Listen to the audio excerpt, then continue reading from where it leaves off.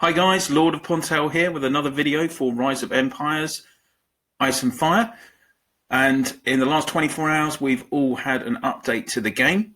Just a quick apology, I was hoping to get this video out late last night, but for us iOS users in Europe, we got the update in the App Store quite late on, so I didn't quite have time to review all the features that had changed. So here we go, let's have a look at what's happened with this new update. There's quite a few changes to the actual gameplay, along with a change to how the trading house works, and there's quite a few aesthetic changes as well. So we would have all received the usual message in our mail regarding the announcement. And of course, don't forget to collect your 200 gems reward for updating to the latest version of the game. I already did that yesterday. So let's have a look at what's new. So optimizations, optimized power calculations. Heroes are invaluable in settling conflicts between empires. To ensure matchmaking is fair throughout all events and activities, the administratum has adjusted power calculations to include hero power. So if we have a look at Lord Info here, you'll see that my power has jumped yesterday from 74 million up to 82 million. If we click into the Lord Info screen, you'll see here that we have a new line on the power section, hero combat power, and mine is just over 8 million. If we look into the rankings for State 55,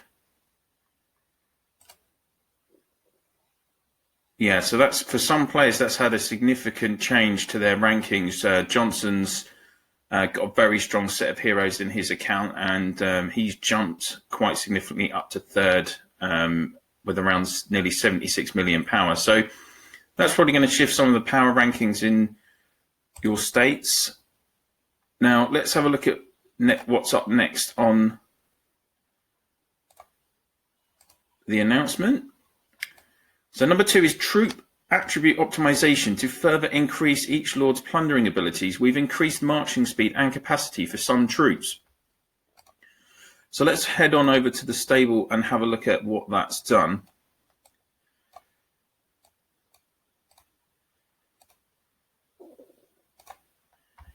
And interestingly enough, it's actually caused a more level playing field for the different troop types. If you look at a level 1, a T1 horseman, if we look at his attributes here, you can see that his marching speed is 36 and low capacity is 34.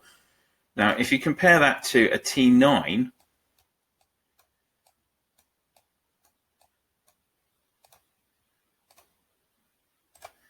a T9 has only a marching speed of 28 and a load of 20. So, and if we look at these lower level troops, T2, marching speed 36, load 34. T3, marching speed 34, load capacity 32. And a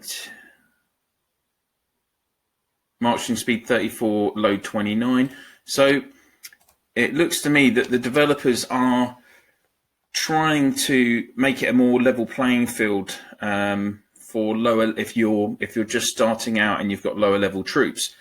For those of us that have been in the game a long time, I'm sure you can remember when first starting out and you've got these low level troops, it can be a real grind just to send them out gathering or trying to raid other castles because of that slow marching speed. The other thing to consider is because they've got such low load capacities, it's difficult to consistently set them out gathering if they're always coming back within a few hours. So I think the developers have probably done that just to make it a bit easier on new starters.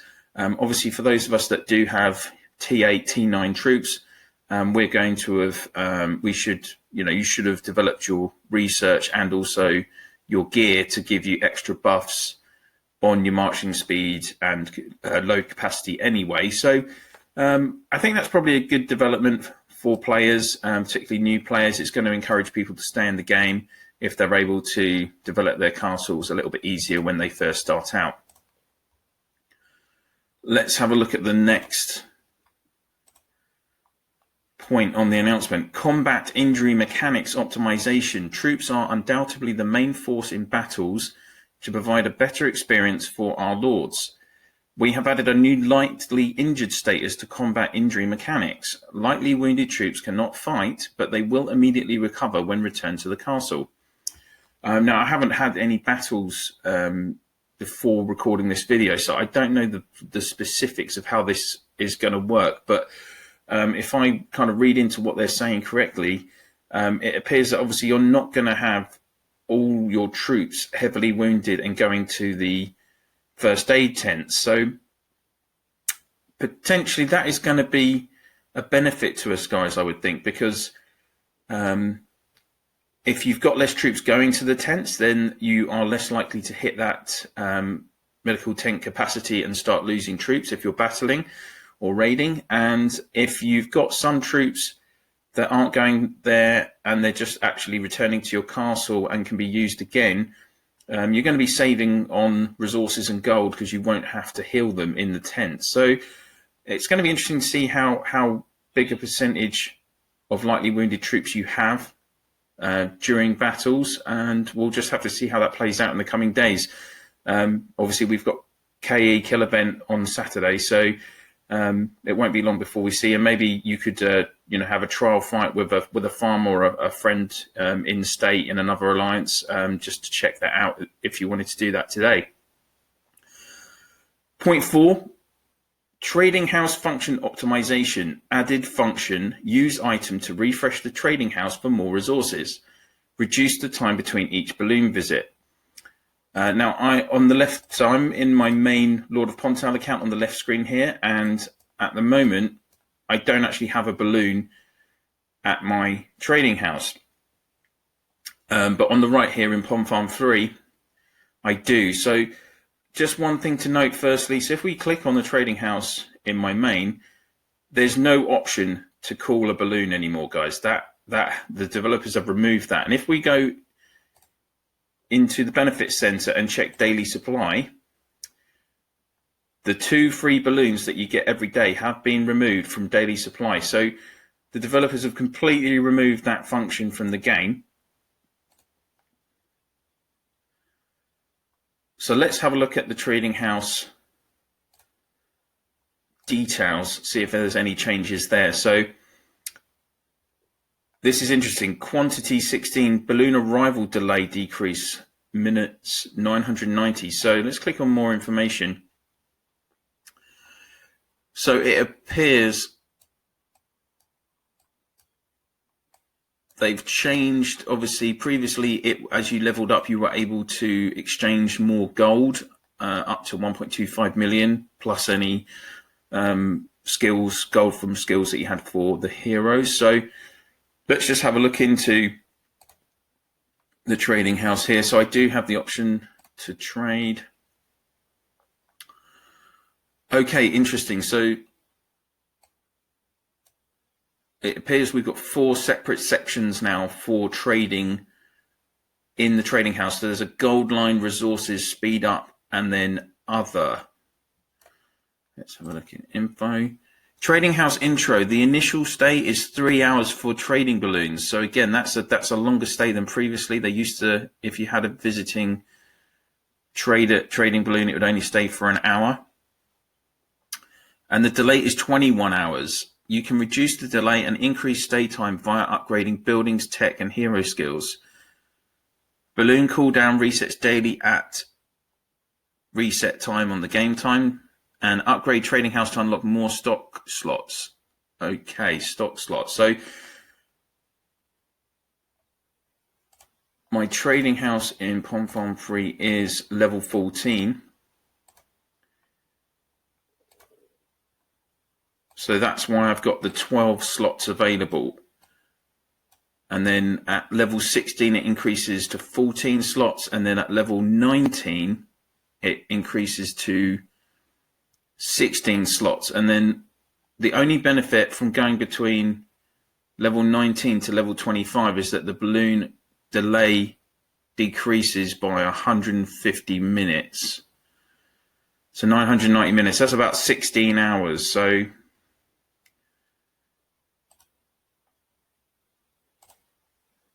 That's interesting.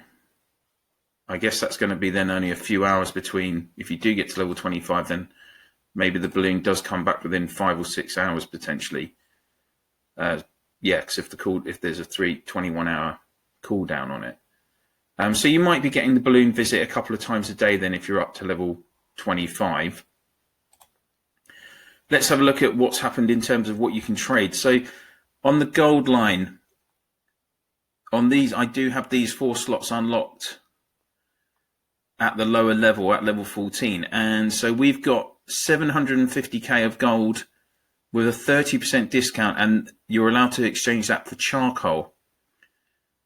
Then we've got a 250k, 2 times 250k of gold for 200 with a 10% discount, 212,000 iron, another 750, and then a single 250k, and that does use ale. So it's going to be interesting in terms of the options you get available. Obviously, a lot of us upgraded our distilleries. In my main, I've got all distilleries at level 25, and I was generating 7.3 million ale a day. Yes, I was using 2.6 million of that in my tavern, but the rest used to go on exchanging gold at the trading house, and then I used the remainder for food. So I was generating over 5 million gold from the trading house every day through having it maxed at level 25. It's going to be interesting to see if you can generate a similar level. Let's look 1.252. So there's 2.25 million available from that line. So potentially it is going to be a similar amount. Resources. So again, you're still as before. It looks like it's going to be lumber, iron, marble, and food. And at the moment, all of these options are for ale. So that's interesting. Obviously, previously you had to exchange one of the core 4 resources for another one, and these are all much lower quantities as well. So I think the developers have opened up more options in the trading house, similar to what the market's like for people in trading class.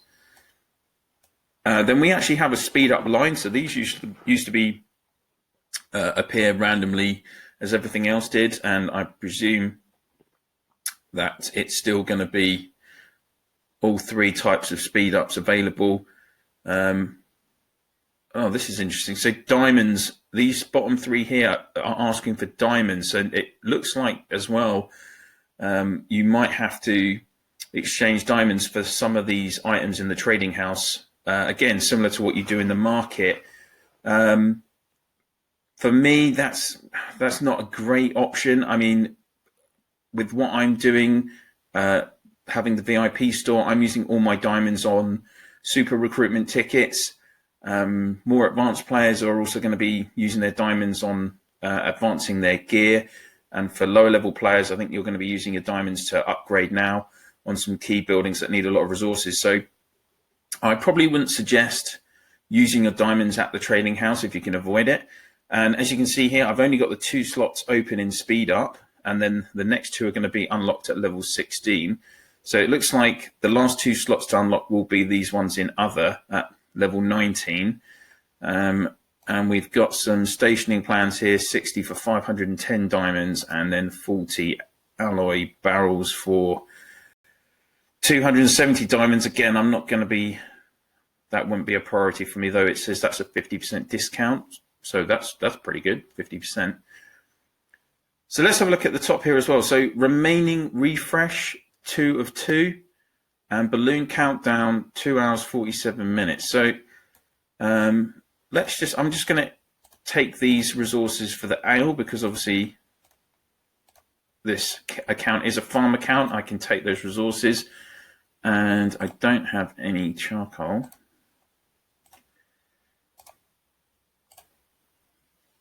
So I'm going to take this gold as well. Let's use the ale and the lumber. I'll leave the iron option. So let's click on the refresh and see what happens, guys. So my lord, confirm the refresh, and this refresh is similar to what you would do in the bar for in the in the token exchange, hero token exchange. So first one's free. Okay. And then the second one uses a horn. So I know last night when I was looking in my main, it was wanting 1,000 diamonds. So it looks like you're going to have to refresh using potentially different types of items. So we've got a new refresh here. So let's see what else we've got. So I've got 1.2 to 2.5 million gold available this time in that line. So potentially you're actually going to be able to get maybe even more gold if you're happy to exchange things like charcoal, iron, and other higher value resources than just the basic ale. So that's quite interesting and potentially a benefit if you're really struggling for gold in an account and you can exchange close to 7 or 8 million in this new format, when before you might not have had such a high level trading house and you could only exchange, I don't know, like 3 million, say, four lots of 750,000. Then and for us in farms as well, that you could potentially be generating a lot more gold. Still got the charcoal option as well, luckily. But again, this is where this could be an issue. Previously, you would upgrade your trading house to level 13, I think it was, and you would get the 3.5 million charcoal option, 2 times 3.7 million charcoal options. And that would mean that you wouldn't have to load your charcoal factories with lumber. And if on this trading house you've got lower values of charcoal available to you, even though that one is that's only 1.2 million, that could be an issue. Interesting down here now,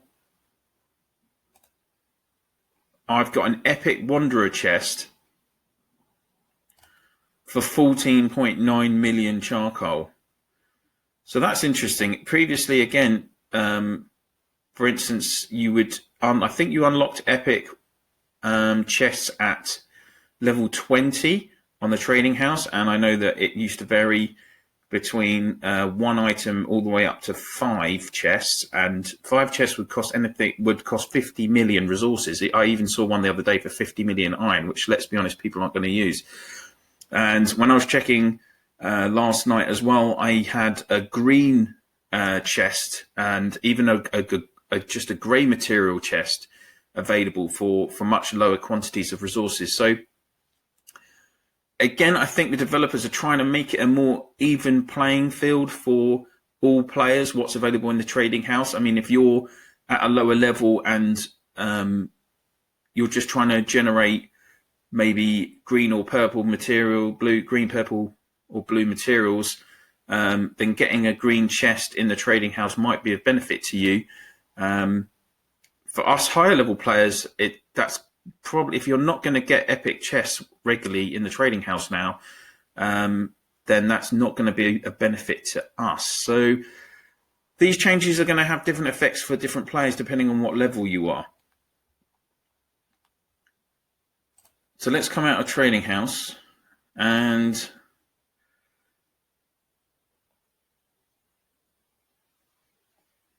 I'm just checking my notes here. So there are quite a few other changes. So there are cosmetic changes to the game as well. So as we've been seeing, so when you click on a building, you see this nice kind of dynamic swoosh, and they've really changed the building option icons so they're much clearer, and these have had a bit of an update.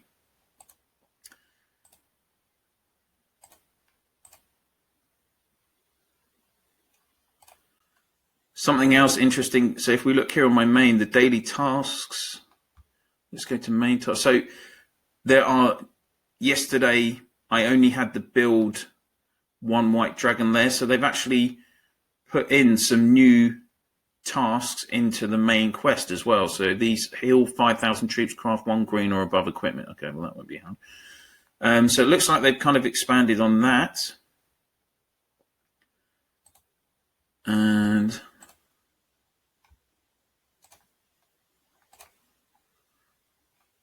a few changes in the items list. So Venison has had an update to its image. So have kind of, oh yeah, the Peace Shields have. And then Hero XP. And then all the resource images have had updates, as have the speed up. So there's quite a few changes there. If we look into National Quest as well, Province Quest, this Province Quest screen has had a refresh, and it's much clearer now to see how each targeted quest, today's quest, siege equipment research,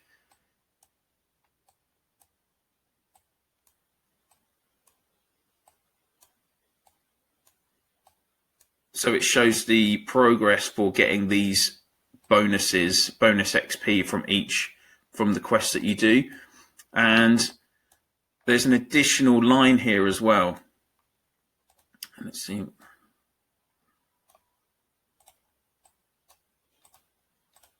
Okay, yeah, so there's still the one single line, double line.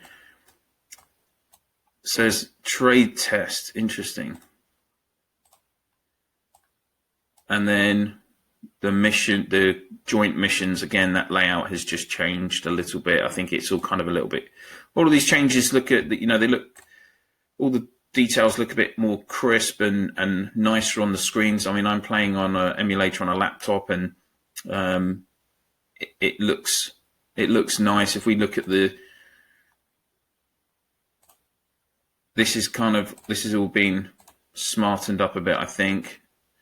So Knight's Badge. So this is something else that has come in, guys. And so if we look here, Knight's Badge, a valuable badge that can be collected and exchanged for royal chest. Don't use them yet. So let's click exchange.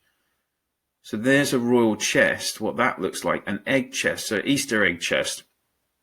Material required for exchange. So it looks like 10 Knight's Badges will get you 1 royal chest. Now, just a word of warning, guys, it says don't use them yet. And it's my understanding, I've had it on good authority from players in much older states, that potentially these Knights Badges are linked to unlocking T10 or utilizing T10. So I know that some people have started opening these chests, and you're getting some amazing rewards from them. But the pitfall of that might be that you're actually slowing down the possibility of getting T10 troops. So I did actually send out a message to everyone in 55 last night to hold off you opening these using these Knight Badges, and that would be my advice to you guys. Don't use them yet until we know their potential future purpose. And I've got 100 collected in my main here, and as we just saw in mail, so on this expedition report, nothing there. Resource gathering. Yeah, so it looks like you get Knights Badges from gathering. Let's just have a look at monster attack. And from monsters. So I just got 4 from there, but I'm sure probably, yeah, so it looks like you get 4 each time you attack a monster. Those were level 15, a Bloodthirsty Rebel level 15 and a Desert Snake level 15. And I presume that there is a daily cap of 100 then for these Knights Badges. So that's going to be interesting, guys, to see what happens in terms of how we use those Knights Badges. Few other things just to cover as well. So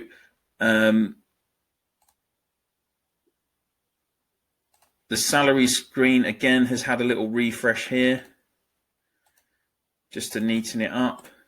And gifts now from the Alliance, there are 2 sections, normal and rare. So normal is for, you know, rewards from rallies, for instance. And rare is if someone's maybe bought a pack and then you get an Alliance reward from that. So just another screen to have to click on and accept. What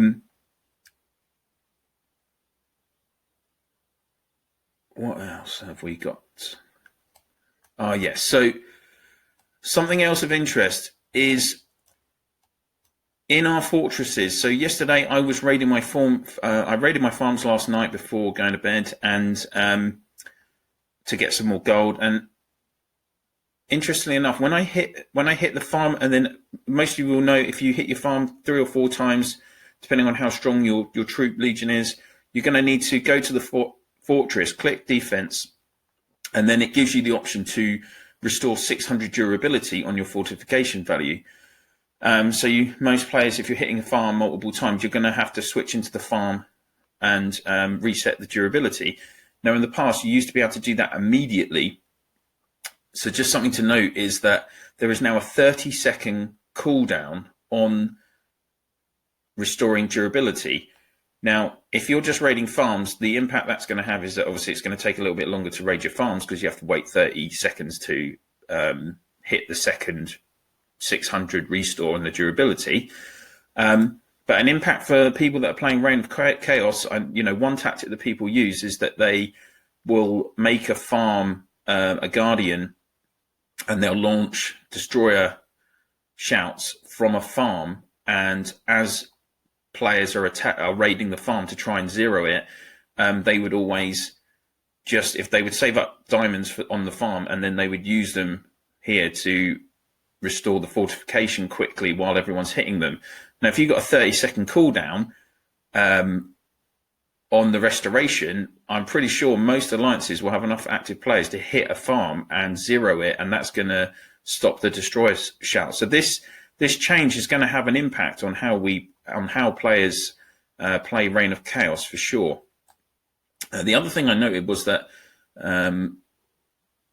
back on Tuesday, when I raided, I would raid and I'd be gaining around 1 million gold, and that has actually reduced. So the load value for T9s has reduced. So let's have a look at this report from PonFarm4. So it's dropped down by a quarter to 759,000 gold. So it appears to me that they have maybe even reduced the ability of T9 troops. That's probably because they want to encourage us to go for the T10s that are coming up. That would be my thoughts on it. So quite a lot of changes. Just having a quick look at my notes to see if there's anything else. Oh yeah, so again, some people might have seen that on the title page for the game, on the App Store, for instance, the game name changed from Rise of Empires Ice and Fire to Fire and War, and when you actually load up the game, they've removed the Ice and Fire wording from the game now. And another slight change is in the heroes. Some heroes have had an update to their portrait. So Mr. Hurricane there, well, I'm not sure. I'm not keen on that one, to be honest. But North Rage has an update. So has Heaven's Justice. The Merchant looking a bit Tudor-esque there, and Plague Doctor looks like he's got a Venetian mask on. So those are kind of interesting changes. Guildmaster, he's had an update. So it looks like they've done a few. Blizzard, Wind Fury, the Pirate. So yeah, they've and Sheriff. So they've updated the icons on the portraits for quite a few heroes as well. So we've had quite a lot of changes, guys. I think that is everything. It's quite interesting, some of these changes. Let's see, in terms of the trading house, I think that is going to potentially benefit some players. You might be able to get more gold than you could previously, but you're going to have to use potentially more precious resources than just being able to exchange your ale. You're still going to need your ale, guys, for your tavern, to generate your bolts at the Dragon Slayer, and for your Reign of Chaos buildings as well. So ale is still going to be reasonably important in the game, but maybe just not as beneficial as previously. These other mechanics that they've changed as well. So the fortification cooldown is going to have an impact, and it's going to be interesting to see how many lightly wounded troops we get in battles as well. So quite a lot going on. I hope you've enjoyed the video today. Thanks very much for watching. Please do subscribe, ring that bell, like, and place any comments below that you may have. And I will see you all again soon.